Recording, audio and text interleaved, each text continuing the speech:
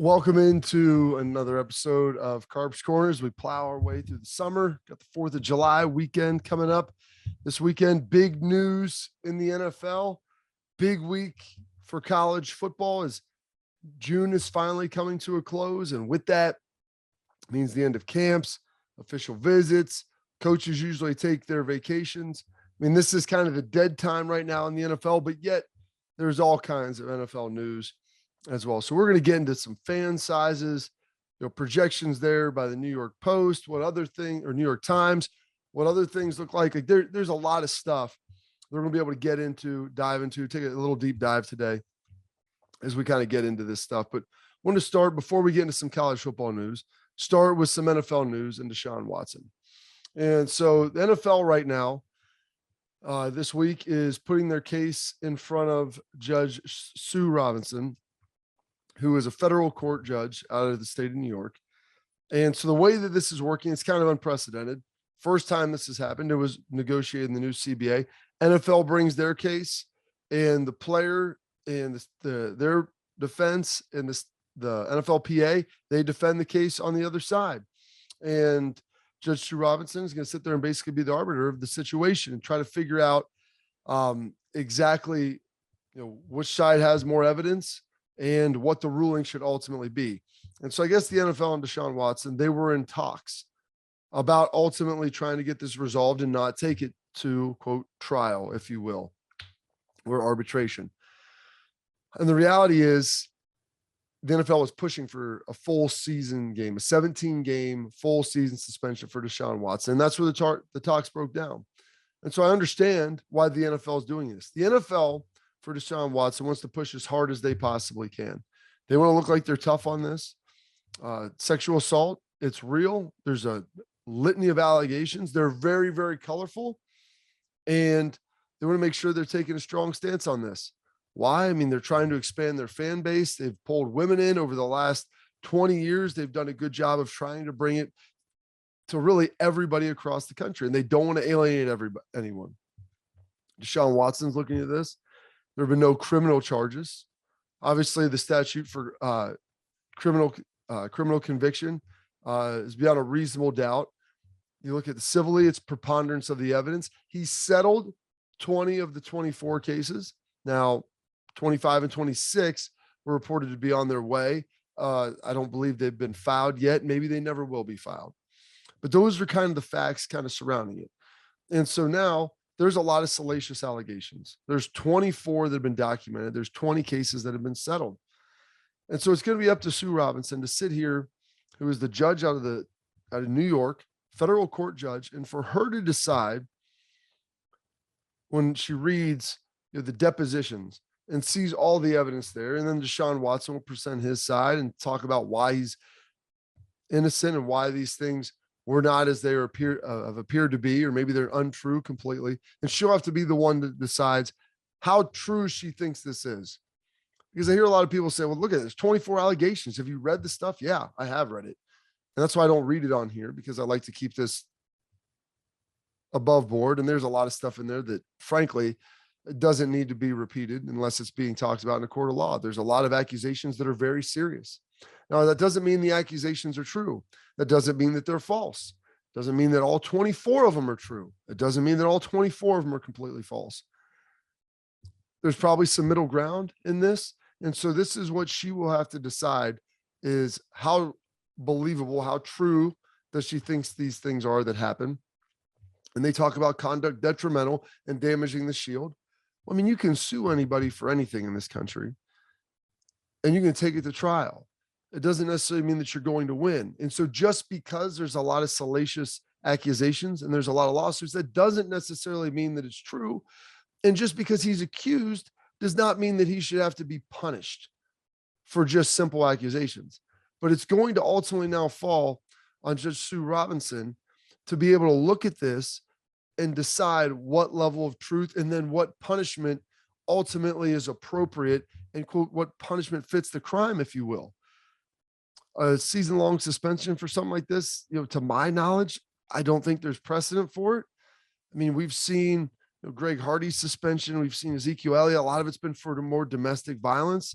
sexual assault stuff, this has been a little bit different. We saw the Ray Rice stuff come through. And also in some of those cases, there were video. And so video always helps on the prosecutorial side. And it always helps in the court of a public opinion for stiffer suspension, because there's no imagination. Then you have it right there and you can replay it over and over and over again. And so does it make anything with video less true? No, not at all.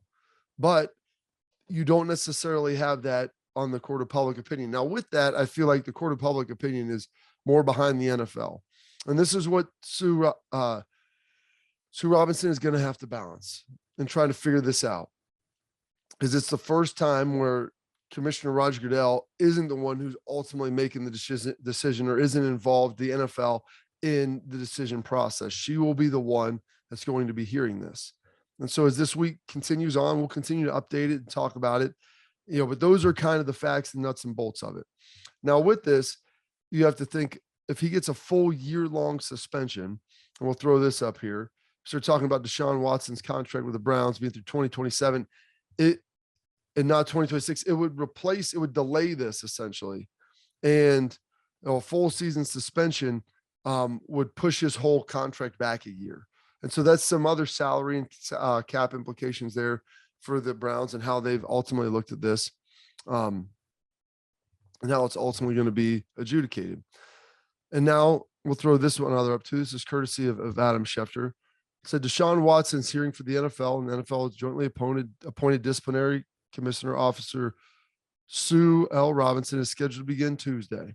Sources told ESPN. Robinson will listen as the NFL expects to push for a lengthy suspension while the NFLPA defends the Cleveland Browns quarterback, who at one point faced 24 civil lawsuits accused him of sexual assault and inappropriate conduct during massage sessions while he was with the Houston Texans. He's agreed to settle 20 of those. The NFL is likely to base its proposed discipline only on a fraction of the women's testimony, per one source, as the league was unable to speak with a portion of the women who interacted with him. Robinson has no track record of ruling on any cases involving NFL players, but one source believed a decision from her could come within the week, but also might take up until training camp. So with that, take a week, got the 4th of July weekend coming up at the end. Would the NFL probably like a news dump that day? Sure, that would be good. I feel like there's a lot to this. It's probably not going to be working, and no one's going to be dealing with stuff over the 4th weekend, so I'll push that back. End of the next weekend, maybe. But I think this thing could probably take up till mid-July. And they're going to want to try to get it resolved as quickly as possible to make sure that everybody understands, and especially TV partners and different things like that, who's going to be in some of these prime games. There is a lot of moving parts and moving pieces. Should this thing go from somewhere 8 games to all season with 17, I mean, that is a big swath that it's going to cover. There's salary cap implications. Like I mentioned, there is a lot of stuff that's going to be coming with this, and it's all going to be falling on the shoulders of Judge Sue L. Robinson, who is the officer officiating this. Federal court judge, I don't think you could probably have anyone ultimately better to be able to handle this. So we'll see where the NFL goes with this and how all this plays out. We got some college football news, some recruiting news. It's always the NIL world, big time recruits signing places. And I don't follow recruiting immensely. I follow general trends, but there is a guy who has a famous last name who ultimately just chose his school, and that's Arch Manning. He ultimately chooses Texas. Said Bama and Georgia were in the running, but decides to go to the Longhorns. Now, here's what he's got in Texas. You've got Austin. You've got most of the state of Texas, despite what A&M fans and Tech fans and Baylor fans and even Oklahoma fans might tell you. Texas is the premier brand in its state. It's huge. It's a football state. People care a lot about it. You have who I believe is a great offensive coordinator and a play designer and play caller in Steve Sarkisian as your head coach. Here's some of the negatives that you're going to have. Texas was 5-7 last year. Now they get a recruiting bump, I believe, by bringing in Arch Manning, and he'll help that. They lost to Kansas last year. This isn't a great roster, but they are better than Kansas. And so that leads me to believe there's two things. There's guys that when you get into coaching, you start looking at it. There's guys who are great, at running an offense or defense. And then there are guys who are great head coaches. Some guys can do both. Steve Sarkisian, when he was at Washington, did a pretty good job. His issues at USC are well documented. Everyone knows about that. He went back to Bama, did a great job with Mac Jones putting an offense together and designing it and sculpting it and calling plays. Like, Sark's a great offensive mind. But I'm very surprised that the Mannings chose Sark as a head coach over Nick Saban. Now, maybe they believe Nick Saban won't be there for the long haul. Maybe they don't want to play for a defensive-minded head coach. Maybe they like the idea of starting potentially in the Big 12 and then moving to the SEC, for what would be, I think, Arch's junior year, maybe his senior year, should he be there in school all 4 seasons. So there's a lot that kind of goes into that. And understanding maybe it's the preference of Austin, over a Tuscaloosa. There's a lot of different moving parts here when you start getting in and looking at it. But the reality is, one of the most famous recruits ever, instead of generational talent, has decided to go play at Texas. And that's big for the Burnt Orange.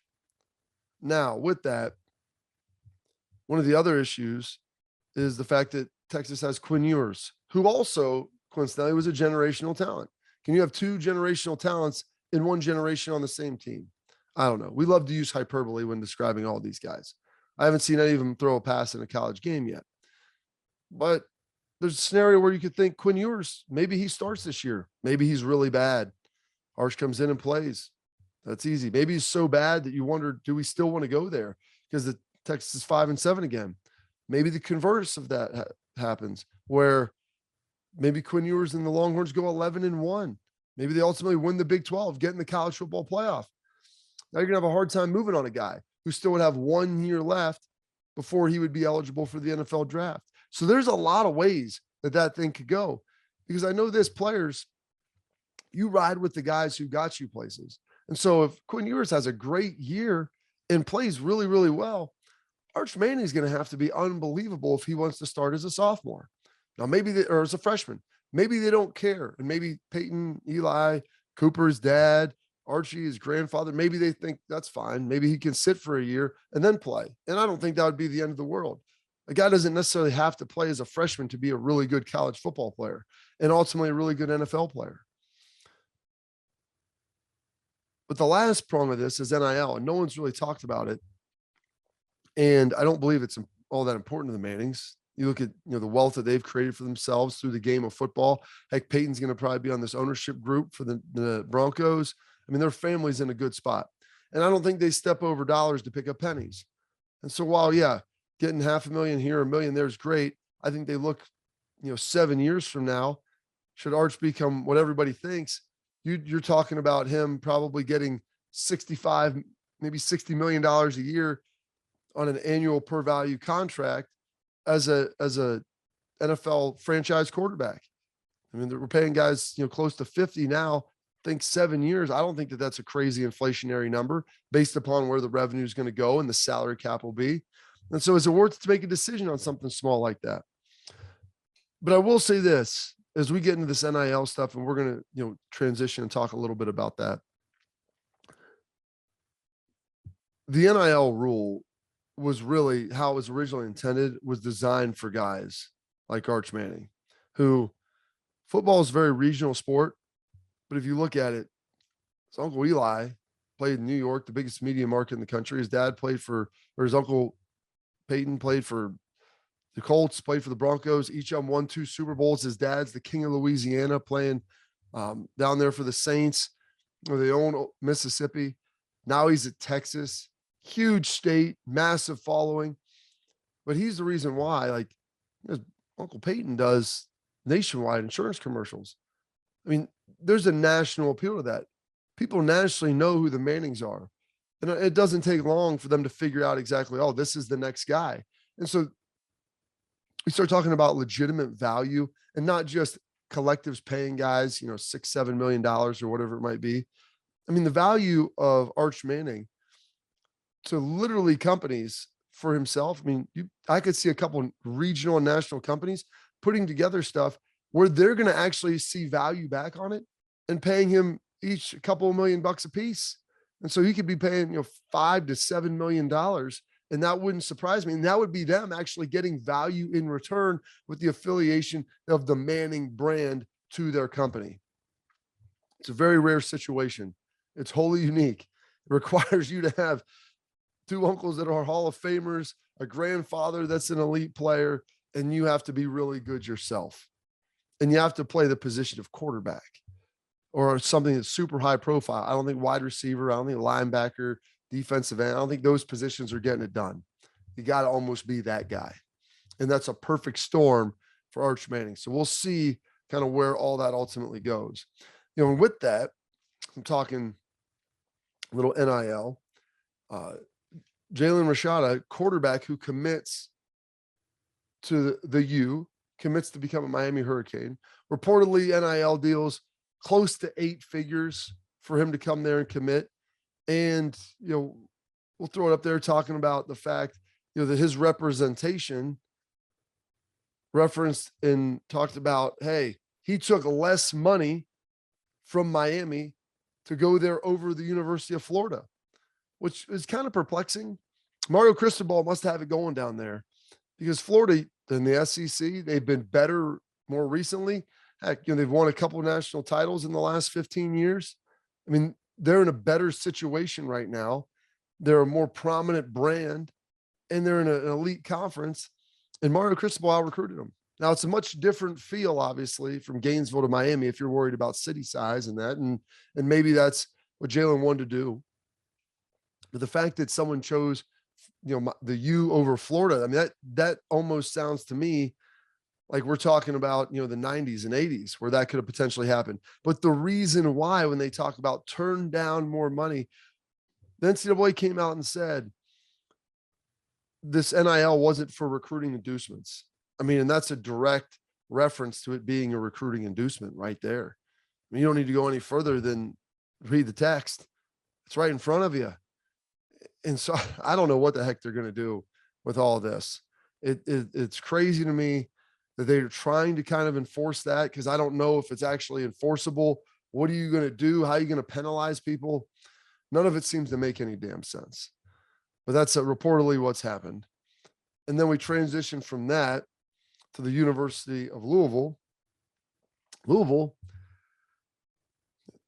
My brother was down there for a couple of years as strength coach. You know, they had Lamar Jackson. They've kind of fallen off since Petrino left, and even his last year, they've struggled. But they now put out Louisville football, put out on their social media a great video for recruits. They're having dudes in an airplane hangar. You're walking through. They've got jets, 2 private jets, Bentley, I think a Lamborghini in there, Ferrari or something. I mean, they're walking around. They've got the ring lights set up, just like I have staring at me right now, with a stage. Throw your phone in it and you can do some social media posts right out there with a plane in the background. I posted on my Twitter and people are like, why the planes? I'm like, listen, we're next level in this thing. Forget about driving Bentleys. How many hours am I getting on the jet? Can I get a fractional ownership of that thing? We got over there a Citation. We got a Phenom. What are we working with? You know, how much is that thing worth? You know, 10, 12 million bucks. How about you give me, you know, a quarter of that thing? I'll use the rest of my NIL money that I'm getting from other folks to fly that thing around. So I want to go home and go back to the West Coast or go here or there. I'm flying private on a jet.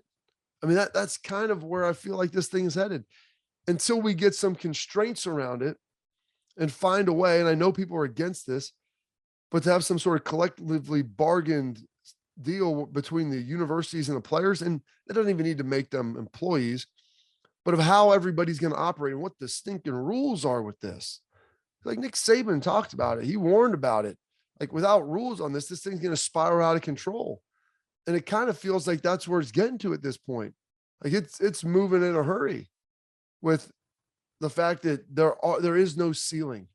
And it's really going to be what people are willing to spend. I think there will be a settling after a couple of years, realizing that paying, you know, millions of dollars to high school kids who end up not panning out to be the players you want them to be. People are wealthy, they don't like throwing good money after bad and making the same mistake over and over. And hey, instead of recruiting guys and giving them cash, we'll just pay them once they become good. And maybe that helps settle things out a little bit. But it's a wild and crazy deal right now. But want to finish ultimately with this. It's something I'm kind of proud of. talk about it all the time. I always tell, when I get involved in recruiting and talk about this, New York Times put, basically a poll survey, basing fan base size. So we'll throw this up. Top 10 fan bases according to the New York Times. Ohio State, 11.26 million, followed by Notre Dame at 8.21. 3 million in difference, basically. Texas, about 500,000 behind them at 7.8. Penn State at 6.3. Michigan, little under 6.3. Then you got Florida, Oklahoma, Bama, Wisconsin, and SC. And so like they look at this, like how do you kind of judge fan bases? Well, this is the ingredients that I always say: passion and population. The Big Ten has a huge population base. Notre Dame is a national brand. What's the passion then behind it?